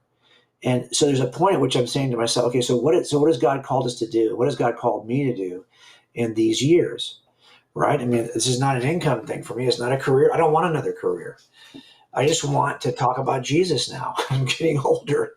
And so I'm just trying to find new ways to talk about Jesus. But I lament the fact that there might be times then when you do apologetics where you're so focused on the case or so focused on the argument or responding to somebody else's case or somebody else's argument that you can get derailed and miss the point of why we're doing all this to begin with. Is that case? I mean, so I've always said that we're trying to clear the roadblock, kind of clear the barriers between people and the gospel. And so to the degree to which a book like this can help do that, that's where it might have value. But what I'm really trying to do is I am trying to talk about, as I get older, okay, I moved from the evidence. I want to talk about the beauty of Jesus. And I don't want to talk about that in a way that doesn't seem like the cop in me says, a lot of cops are not going to want to hear about the beauty of Jesus. They want to know, is it true? But the reality of it is, if the truth of Jesus does not move us toward the beauty of Jesus, I don't know what we're doing. Mm-hmm. Because few of us will respond to mathematical formulas. It's something beautiful we want to respond to. And so right I now, hope this book does that, Oh, sorry. Right now, I think this is the biggest objection to Christianity, is that Christianity is not beautiful, that God is evil, that God is bad. And that's what I found. Like, you just watch any debate with an atheist, ultimately it will come down to the question of God did this, A, B, C, and these are all bad things. Mm-hmm. So we need to make this case for the goodness of God and the beauty of God. I think that is the number one thing I run into, especially with atheists. Amy, was there a specific... And for those of you who haven't heard that STR Ask podcast, Susie, my wife Susie, listens to that podcast regularly, and I've got so many podcasts. I probably get to like every fifth or sixth one, so I'm not as regular as she is on anyone's podcast. But I try to listen to, especially if I'm traveling, that I can catch up. But what I've been struck with, and I know that Greg's not going to listen to this, so I'm going to make this public statement about Greg Fogel that I know no one's going to hear. And Greg's not going to listen to it because Greg doesn't listen to anything on YouTube. So I'll just say it. I love the approach both of you have. Greg brings Greg to every single presentation. He's thorough. He's thoughtful. He's methodical. He empties out the entire topic typically in any question that's asked. What I love about it is someone will call with this question, or someone will give you the question on the Twitter, and you'll read it, and then he'll answer it, and he'll answer it for 20 minutes, and then Amy will come out and she'll say this thing in 30 seconds. It's like, oh yeah, we could have moved on if Amy would have started. Okay, but she let Greg go first. So this took 20 minutes. But if she had gone first, because Greg will often say something like, "Oh, that was a very insightful," you nailed it. Move on to the next question. So I love to listen to Amy because she kind of gets to the heart of it pretty quickly, and I think that the two of you together kind of are a 1-2 punch on that show. That might be the best pairing on any apologetics podcast where you've got more than one host. That might be the best pairing because you offer two different sides to the same issue, and both of you are very biblically literate, which is helpful. A lot of apologists, a lot of us get in these niches where we can speak about certain niches of Christendom, but we aren't biblically literate overall. And what I love about you guys is you have a good 30,000. This is why I send books to you, because I know that I might have stepped off my trail and I stepped out of my lane a little bit, and I need someone like you to say, hey, you've stepped too far out of the lane over here. You need to kind of pull it back. But also, you're just insightful in terms of I'll tell you one thing that Amy did for me is that, and we almost changed it. So at the end of the book, I wanted to, I know on the stage how I would present this. And Zondervan was very good to me. They allowed me to do all the stage presentations first. 2 years of building stage presentations before I had to write the book. So I got to present it on the stage a number of times before. And I wanted to do that because you work out all the stupid by doing stage presentations, right? You can kind of see, hey, this is not working. this is dying in front of an audience. Maybe it's time to.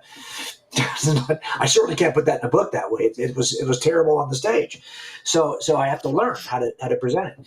And I had this part in the book where I was talking about, well, Jesus matters because of that. Jesus matters because of that. Jesus matters because of that. I had a list of all the things that Jesus matters because of. And Amy looked at it and said, it's not that's Jesus doesn't matter because of his impact. Those things matter because of Jesus. She flipped it. And I was like, oh man.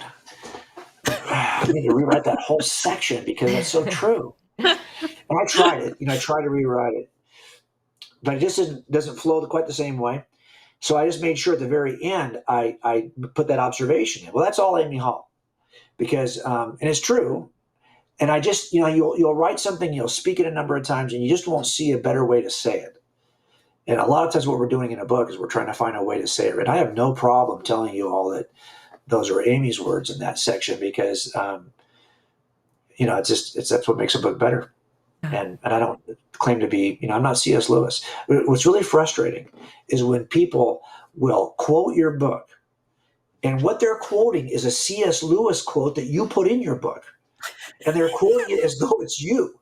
But no, I attribute it to C.S. Lewis, but they just didn't catch that part for whatever reason. So they say, oh, Jim Wallace, and it's some famous C.S. Lewis quote that everyone knows is C.S. Lewis, and it looks like I'm trying to claim it for myself. Well, I've got a lot of those things that are just Amy's in that book. So. That's good. Well, Amy, I wanted to ask you, I'm really intrigued with what you were talking about, how Jim brings out the beauty of Jesus. And the one thing that I observed as I read it, it's like the lordship of Jesus, too. This isn't just a religious figure. This is the Lord. This is the King of the universe. I wonder if you could just share with us one particular insight as you were reading this that brought that out for you, maybe a specific example of just the beauty of Jesus that you saw in this book. Well, the way I would describe it is kind of even more than beauty. It's the weight. It's the magnificence.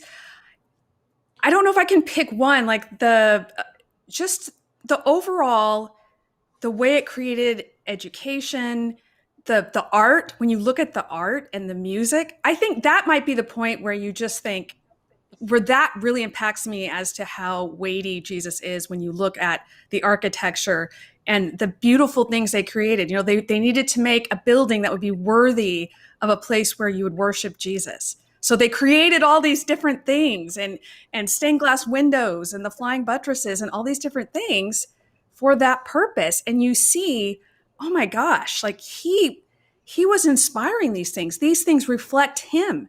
These are ways we can see his beauty and magnificence by looking at this art. So it was kind of a combination as he keeps adding the different areas where Jesus influenced, even the science. I mean, all of it. It's so many different areas. It's a complete reality. It's all been influenced. And it's hard to explain without reading the book, just kind of the image you get of what led up to Jesus and then what came after him, and just looking at that explosion and what he's done to our world. It's remarkable. And it's so original. It's so original, Jim. I'm just so glad you decided to put the time into this. I can't even imagine how much time you put into this book. Well, it's like everything else. It really was a product of having that time in COVID where they canceled all of our events. And so I was able to really sit and, it took 3 months to draw. Well, we didn't have events in those 3 months. So I was actually able to sit and illustrate every day for like 7 or 8 hours a day for 3 months to get all the illustrations in the book. But the reality of it is, isn't it interesting that we find it like all we have to do is, it's like we have this diamond and it's buried in the mud. And all we have to do is push the mud out of the way and the diamond's exposed. And then we get credit for a diamond. Isn't it awesome? We didn't make that. It's not our diamond. All we're doing is trying to get the mud off the diamond.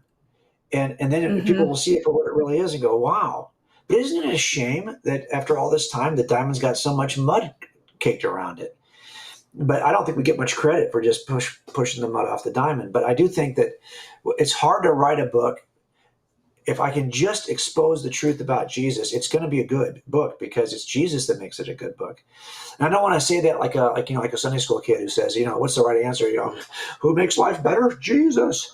I'm not saying it that way. I just think that the reality of it is that he's such an inspirational character, and we talk about that in literature, that it doesn't take much to make him inspirational. That's just the nature of Jesus to begin with.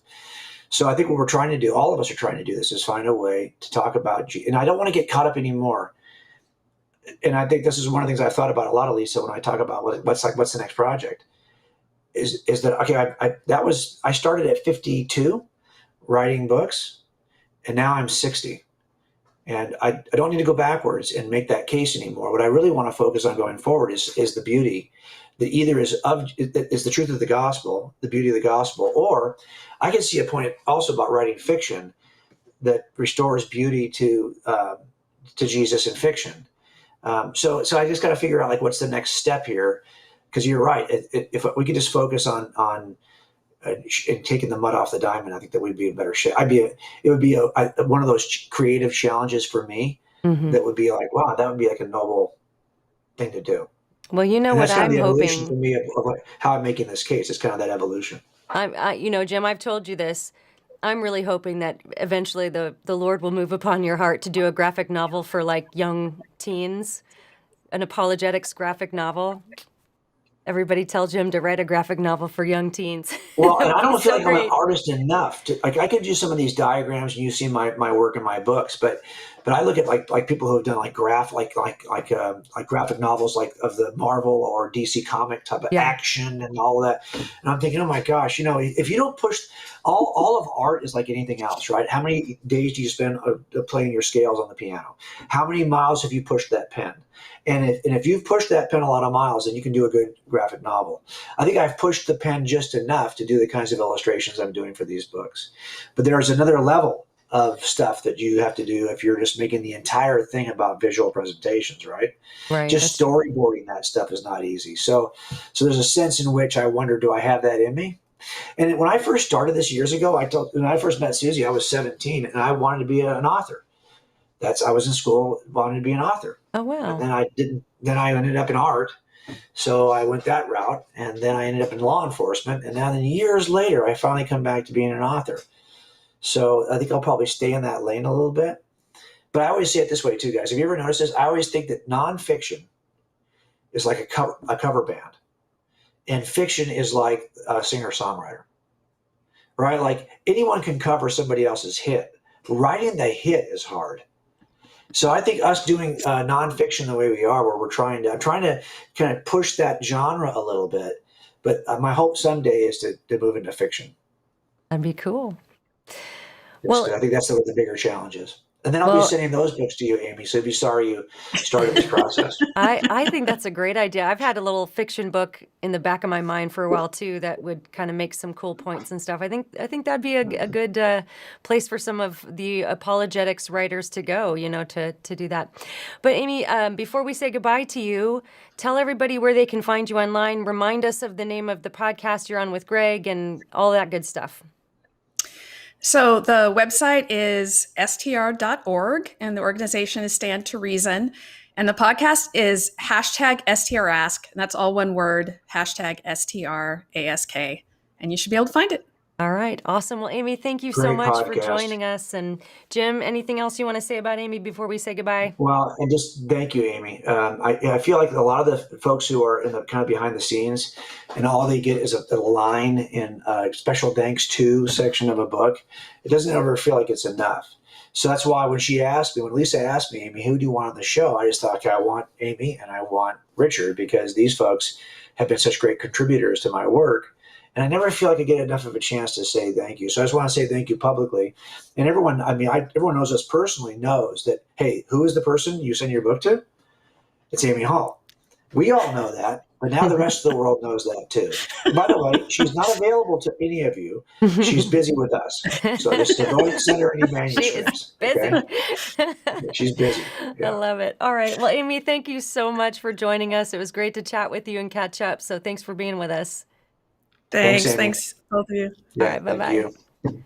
All right, so I promised we'd do a blitz of giveaways. We got 3 more books to give away, and then maybe we'll do a final question, and then we'll call it a night there. So our blitz giveaway of 3 more books, we've got Faith Takes Flight. Now, we don't have your name because we just have your YouTube moniker or Facebook. So Faith Takes Flight, you've just won a copy. Congratulations. And Darren Plies, it's Darren Plies. You've just won your free copy of Person of Interest. And the final winner is Bert Steen, Bertsteen. So Faith Takes Flight, Darren P. Plies, and Bert Steen. Congratulations, you've all won a copy of Person of Interest. Email, the email address is contact@elisachilders.com with your address, and we will get these books sent out right away. Jim, this has been such a rich conversation tonight. I just, what do you want to leave us with? This is your release day. This is the day the book comes out. This has been a really much anticipated release, especially in the apologetics community. So many of us have been waiting for this. We're excited about it. What would you leave us with? Just what do you want people to take away from this? Just leave us with some thoughts about it. Well, I think here's the biggest thing. For those of you who are reading the book, we're all in the same apologetics larger community. We all love apologetics books, and we all have a tendency to kind of cobble together our library of all the latest apologetics books. And that's all good. But my real hope for this book is that it'll give you some point of conversation. The number one will magnify who Jesus is in your own mind, and then it will help you to express that beauty of Jesus to others. Because that's really the nature of this book. This is not a book that has 15 points about the deity of Christ. No, this is a book that looks at the impact of Jesus in culture and argues that it's so unparalleled that it makes no sense that Jesus is anyone other than who he said he was. And so what I'm hoping is that you'll use this book to share the gospel with somebody. There's a lot of times when I'm looking at it, I'm thinking, well, how would I get from the content of God's crime scene, that book I wrote about God, to the gospel? It's doable. How would I get that from the content of even cold case Christianity to a presentation of the gospel? I mean, that's doable too. But when I look at Person of Interest, I hope it's the smoothest transition you will ever have between making a case from an evidential perspective to sharing the gospel, because I think what this leverages the beauty and the impact of Jesus in a way that the other books don't. Good. And so I'm hoping that's really, by the way, I think that's a much easier stepping stone to the gospel than here. There's 15 facts about the reliability of the New Testament, and then we go to the gospel. So you can know all of that stuff. I just hope that this will open up more gospel conversations than the other books have done. And look, this is why we write books. I mean, why do we write these? This is, this, Lisa, this is the nichiest small market for books that you can find is the Christian apologetics niche. Okay, that's pretty narrow. And so if you're not writing these for the purpose of finding a way to help people share the gospel, shame on you. That's really what we're trying to do here, right? We're trying to figure out a way to help people move from what we know is true to a gospel presentation with our friends. Yeah. And so I'm just hoping this book will be helpful in that regard. Yeah, it's like Norm Geisler talked about apologetics being pre-evangelism. It's not, it doesn't replace the gospel, but it can clear those obstacles that can, so someone can take a clear look at the cross and at the gospel. Okay, so leave us with where people can get the book, and there's 10 days left on the pre-order. Yeah. Some people are going to be listening to this after that 10-day period has expired, but tell us about both of this. So if you're listening after that point, you can still get the book and get all you can get, I think, the PDF too. So tell us about all that. Yep. So we just go to personofinterestbook.com. There's a Person of Interest movie, there's a Person of Interest series, there's a Person of Interest everything. It's a very common term in law enforcement and in detective work. But at personofinterestbook.com is just ours. So if you'll go to that website, you'll see the offers that's there. Yes, we have an offer that we're extending through October 1st. But let me tell you where my heart on this is. I always develop a bunch of visual materials that I use that I want to give away for people who will use the book and teach it at their local setting. So I'm working with Zondervan to figure out, okay, so look, if I can develop a package of teaching materials that I can deliver for free, is there a way I can do that? So I want you to go back and check with that. What I will do is anyone who's ordered the book and has asked for the pre-order offer, if we get some kind of a larger package of teaching materials, I will automatically send you an email with that link. So you will never miss anything that we're going to offer downstream. That's good. But I just haven't really figured out what that's going to be yet. So what we are offering at this point is an ebook, video, Bible inserts, and some discounts that you can get by going and ordering the book now. And I know a lot of that stuff is going to go away forever. I'm just trying to figure out, well, what else can I offer afterwards that'll help you teach the book. But I guarantee you that offer, those materials will not be part of that. So if you wanted those, like, now is the time to get it. But be honest, look, if this has been a blessing to you, and it'll help you share the gospel, then whenever you get it is fine with me. And then maybe you want to wait until you hear if it's any good at all. So that's why I love the fact that you would do this for me, Elisa, because I think people will start to come online here in the next couple of weeks and hopefully share if it's been of any value to them. Yeah. And then that'll help people make a decision about whether they go forward with it. And I'll just add this too. If you've gotten the book on Amazon, it really helps authors out if you'll leave a review on Amazon, because it definitely helps. It kind of triggers, from what I understand, Amazon to put that in the recommended resources if somebody chooses a book that's similar and they see that, oh, people like this book. So if you've purchased the book on Amazon and you like it, you just can go leave, 100 words. It can be short and sweet, just what you liked about the book and why you think it's valuable for other people. It's really helpful for authors when you do that. So definitely do that if you've done that today. Jim, thank you so much for being here. It was so much fun to talk with you always. And I hope everybody goes out and gets this book. Well, I'm so indebted to you. I'm a pretty much technological newbie on this kind of stuff. So when you offered to do this, I'm like, wow. Well, thanks, because I don't know how if I could have done it on my own. So thank you for doing this. I owe you one. Appreciate it. Not at all. No, you don't owe me anything. This was my joy and just a privilege to get to do it because I really believe in this book. I think it's amazing, and I think everybody should go out and get it. So everybody thanks, watching, Lisa. thank you so much for hanging out with us tonight. Stay tuned on the channel for more great live streams. We're going to be talking with Ryan Anderson next month about his book, When Harry Became Sally, important book about the transgender sort of moment that we're in as a culture. Of course, always like and subscribe. That's all helpful. And we'll see you next time. Thanks so much for joining us. Bye-bye, everybody.